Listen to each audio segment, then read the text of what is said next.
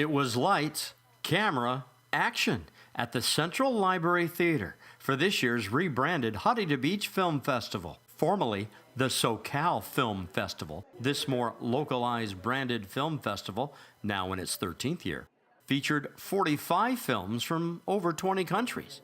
There were 8 local regional filmmakers, including 4 from Huntington Beach. Matt Hanlon from Huntington was one of them, with a much-anticipated documentary on the Huntington Beach Central Park. Now, why the park? You know, it is one of our hidden gems for sure, and you've now found that out. Why and how did that come about?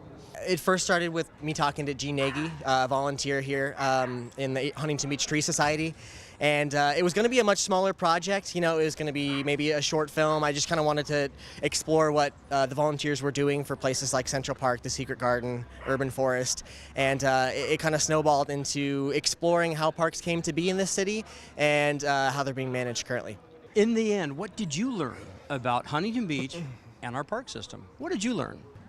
I learned that there's a lot more history than meets the eye with parks in Huntington Beach. There's a ton of park space, which you wouldn't expect from a beach city, maybe. There's a lot more trees than you would think, which is cool.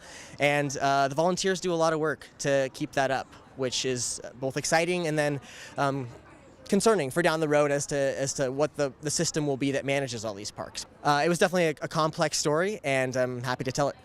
The festival needs to grow, says event producer and filmmaker Guy Davis, with even more sponsorships and a larger starring role, if you will, from the City of Huntington Beach or maybe Visit HB as an example, and less filmmaker entry fees. Documentaries, short films, dramas, and the like can take the form of self-discovery. Your claim to fame today is you've connected with a dog rescue. Yeah.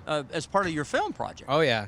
The film is actually based off something that happened to me. It's a true story. It's a comedy. And it's kind of the story about how I got into fostering and adopting dogs. So basically, it goes back about 2 years. I had a dog. His name was Russell. He was a pit bull that I rescued. He was used in dog fights. He was abused. Really sad story. And when I adopted him, it just changed my life. But the next documentary idea could be the history of the middle names of Matts. Isn't being Matt fun? You know, there's a lot of us, so it's a little... There is now. There is when I was born, yeah, you know, there was not a lot of Matthews. Now, what's your middle name? O'Shea. Oh, that's a middle name? Yeah, it's a middle What? name. It's Is some that a Irish cool- background there. Yeah. Irish? I guess my parents wanted to be somewhat different, so Oh, that's after different. Matt, they decided to go as far Irish as they could go. Well, I guess mine went biblical with John. Okay. But I kind of like your middle name. Yeah, it's people always like ask me like what is the origins of that, and there's not really a great origin story, so it's Irish.